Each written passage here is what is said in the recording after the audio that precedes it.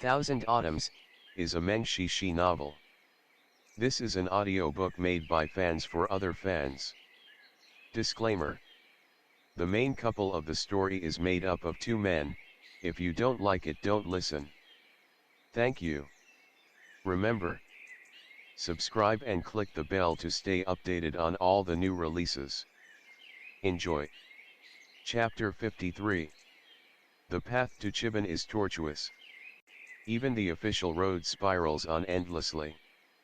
The cold wind seeps into my bones. Even my flesh is covered in ice. Excerpt from Shen Yu's poem. It wasn't the first time Shen Qiao visited Chang'an, and this time, his mindset was already different. He entered the city alone. Even though he was carrying a sword and was wearing a Daoist robe, because of his sickly appearance, his bad eyes, and his slow gait, he didn't look like someone from the pugilistic world at all. Rather, he resembled a traveling Daoist priest who brought with him a random sword just to protect himself from the turmoil in the world. One could not feel the slightest threat from him. The city was filled with talents from all over the world, just like how he remembered it. But this time, it appeared to be even more lively than before. He asked around a bit more and finally learned that many of them were on their way to the Coiling Dragon Fair that was held in the capital of Tuyuhan, all because some trouble lover had spread the news that the strategy of the Vermilion Yang would appear in the fair this year. There were also rumors that the Tai sword, which was once a burial object of the first emperor of Qin and later unearthed by the king of Western Chu, would also be there. It was no longer news that 3 of the remaining scripts of the strategy of the Vermilion Yang were owned by Northern Zhou, the Tiantai sect, and Mount Xuandu respectively. They were already claimed, but people had never given up trying to obtain them. However, to this day, no one was truly able to seize any of the 3 remaining scripts, so it was clear how difficult it must be that even ordinary martial arts experts could not do it. As for the one kept in the Tiantai sect, not to mention other people, even grandmasters such as Yan Wushi and Ruyan Ky might not be able to escape unscathed. The remaining 2 volumes were scattered around the country, and no one knew where they were. The 6 Harmonies Association obtained one of them. Originally, they intended to transport it to the south among other escorted goods, but Yan Wushi ruined the plan. The book was destroyed, and from then on, it no longer existed in this world. Thus, if a volume of the strategy of the Vermilion Yang really appeared at the Coiling Dragon Fair, then it would become the only ownerless one in this world. Obtaining this one would be much easier than searching all over the Tiantai sect or Mount Xuandu or challenging the experts within the Imperial Palace of Zhou. How could a martial artist not covet it? People were attracted by wealth, but for martial artists, the temptation of money was not even comparable to unrivaled martial arts skills. For example, Fengge was able to freely roam the pugilistic world only because he was the #1 martial artist in his time, and everyone had to yield to his whims and pleasures. How mighty he must have been! Wasn't this what a man was born for? As for the Tai sword, it was once the national treasure of Chu and later fell into the hands of the Emperor of Qin. It was always believed to be the king's sword, therefore despite being a great weapon itself, it had way more symbolic meaning behind it than practical value. It was said that whoever seized the sword was going to rule the world, which made it almost comparable to that famous heirloom seal of the realm. As a result, both Southern Chen and Northern Zhou paid extremely high attention to this year's Coiling Dragon Fair and even sent their men to confirm the news. No matter what kind of objectives they all had, one thing was certain: Shen Qiao was not going to be lonely on this trip. Seeing that the inns were all packed, he decided to go on a little further and put up the night in the town outside the city. To his surprise, outstanding men gathered here from all over the world. Not only did he see the disciples of major sects everywhere, but even those small sects that few people knew of had dispatched their forces one after another. While some of them were just here for the bustling scene and to open their minds, some also wanted to see if they could profit off these disturbances. All in all, as Shen Qiao kept on, the sky turned completely dark, but even the inns in the small town outside of Chang'an seemed to have been filled. He stopped by a few and was informed by each one of them that even the storage rooms had been taken. A sense of helplessness grew inside him. His bad eyes made it very inconvenient to camp in a field. He could still make out blurry outlines of everything during the day, but at night, he was no different from being completely blind. How ironic. The trip all the way from Mount Tai had been so smooth while a big city like Chang'an was causing problems for him. We apologize, Daoist priest, but we're currently fully booked. Even the firewood storage has been taken. There's really nothing I can do to get you another room. The servant at the inn smiled at him bitterly, twisting his hands in awkwardness. Just as Shen Qiao was about to ask again, he heard a sweet, delicate voice next to him. I reserved a premium room. It's quite spacious. You're welcome to share a bed with me if you don't mind. The lobby was packed with people. Those who were close to them, after seeing that an astounding beauty was giving the glad eye to a sickly priest, were almost instantly offended. Someone teased, if this young lady feels lonely, you should at least find someone stronger. This priest looks like he can be blown away by the wind. Are you sure he can fill your need? People immediately started laughing on the side. The beauty smiled sweetly, but I am fond of handsome priests like him, not dirty-minded guys. As soon as she finished, the person who had been teasing her screamed. More than half of his hair was missing without him even noticing how. He felt with his hand and was too shocked to speak. The beautiful girl laughed, I'm in a very good mood today because I get to meet an old friend. I don't want to see blood. You guys should really try your best to behave. Just in case my friend refuses to talk to me, then you're out of luck. While they were still talking, Shen Qiao had already left the tavern. Who the hell are you? The person who just lost half of his hair shouted, threatening in manner but cowardly at heart. But the girl disdained to deal with them anymore. She moved, leaving them nothing but a fragrant scent at the place she once stood. My name is Little Peony. Don't you think it's a lovely name? Her voice was still lingering in their ears. They looked at each other, all of their faces changing in anger. Bai Rong from the Harmony sect. Why did this wicked woman come too? Bai Rong left the inn. Seeing that the person in front of her had already become a distant silhouette, she gritted her teeth and used her lightness skill to catch up, shouting, Shen Qiao. Stop. Perhaps he had heard her, and the silhouette finally stopped. Shen Qiao turned around and sighed lightly, what can I do for you? Having grown up in the Harmony sect, Bai Rong had seen the most vicious mind and the most filthy look possible for a human being. She thought her heart must have turned into stone a long time ago, incapable of being moved by anything anymore. But at this moment, when she saw how compelled and unwilling Shen Qiao was to see her, a strong sense of grievance rushed to her head. Priest Shen, you sure turn a cold shoulder on people fast. Back then when you were hiding in the White Dragon Monastery, we went searching for you under my master's order. If I hadn't bought time for you, you wouldn't be standing here today. Is this how you repay me? With this attitude? Seeing that Shen Qiao didn't respond, she couldn't help but let out a sneer. Don't tell me you've counted the deaths of those two Daoist priests on me as well. The elder in my sect was standing on the side, and Xiao Se was also glaring at me, ready to catch my mistakes. Are you asking me to risk myself for two strangers? Shen Qiao shook his head, I need to thank you for what happened that day, but Brother Zhu and Chui are also dead. This is a crime done by the Harmony sect. Wrong has its source.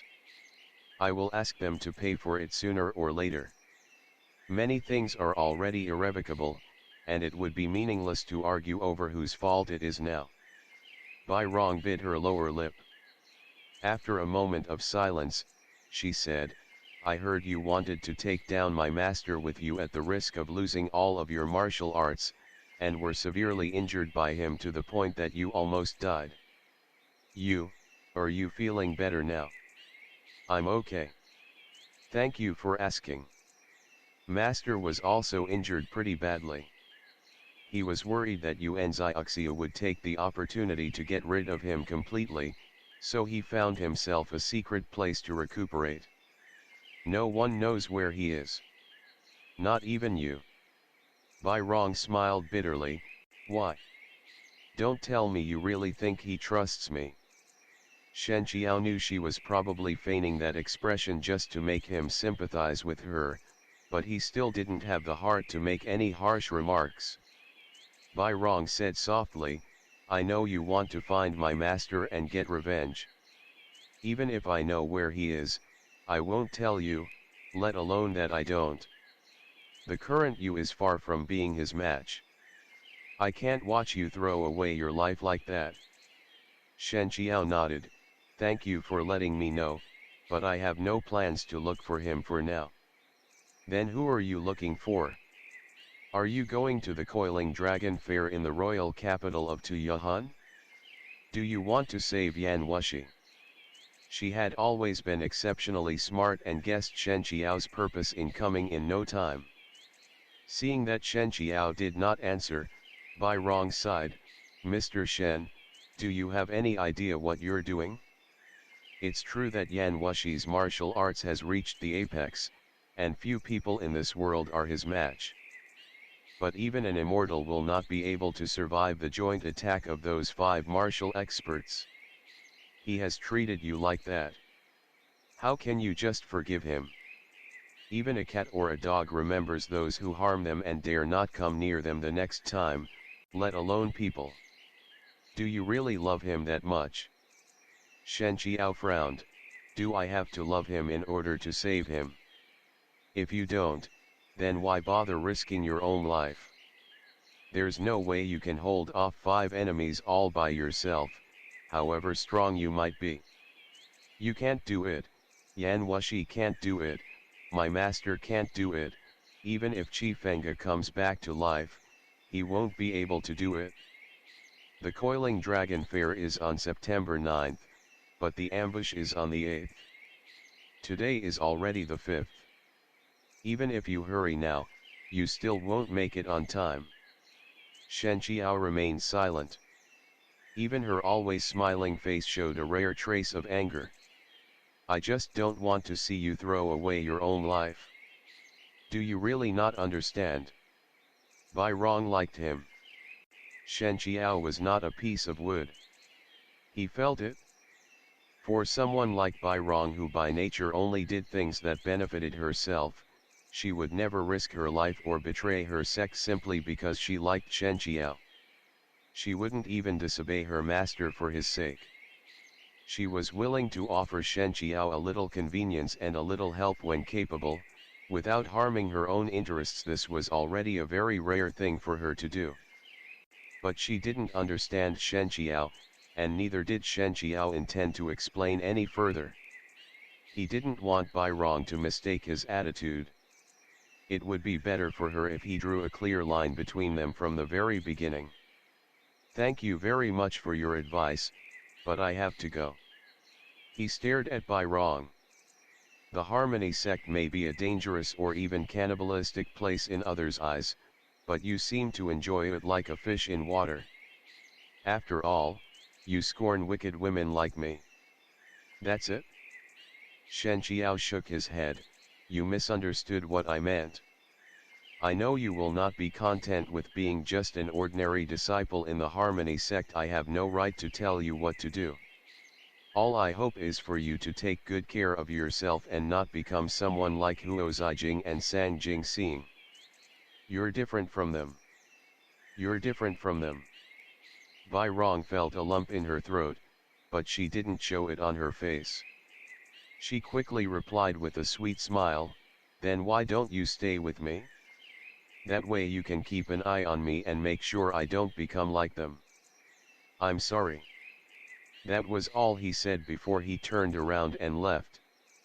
Bai Rong stomped her feet and shouted, "Shen Qiao." However, using the rainbow shadow, Shen Qiao glided across the sky like a bird, not even stirring up any dust. In the blink of an eye, he was already meters away, his robe fluttering in the wind, until he finally disappeared without turning back. September 8th.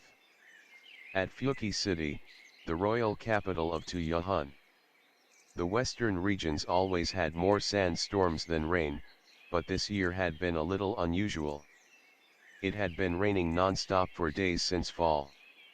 Even the surface of the royal castle, which was covered in dust all year round, seemed to have gained a new shine. Under the influence of the Central Plains culture, the nobility and aristocrats in Tuyuhun all spoke and wrote using the Han Chinese language. Even the Han-style clothes were a popular trend. With the Coiling Dragon Fair opening in a few days, many Central Plains people also gathered inside the city.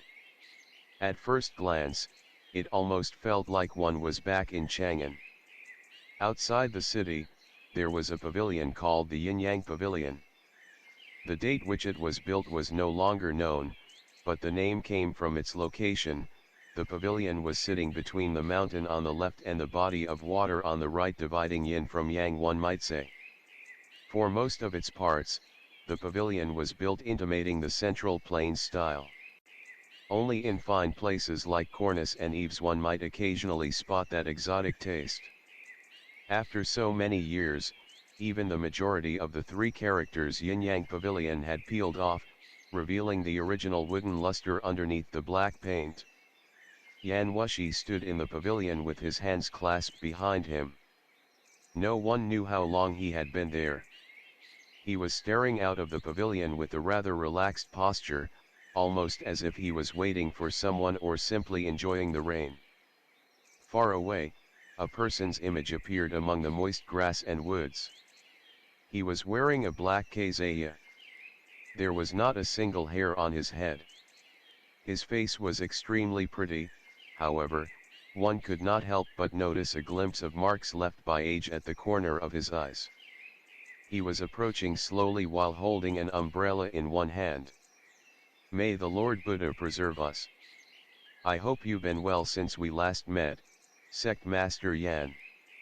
He sounded like he was having a casual conversation, but his voice was so clear in people's ears that it was not at all diminished by the distance between them.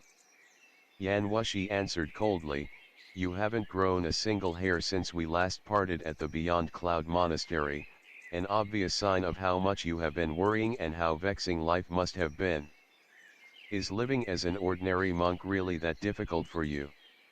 Switting sensed the acrimony and sarcasm in his tone.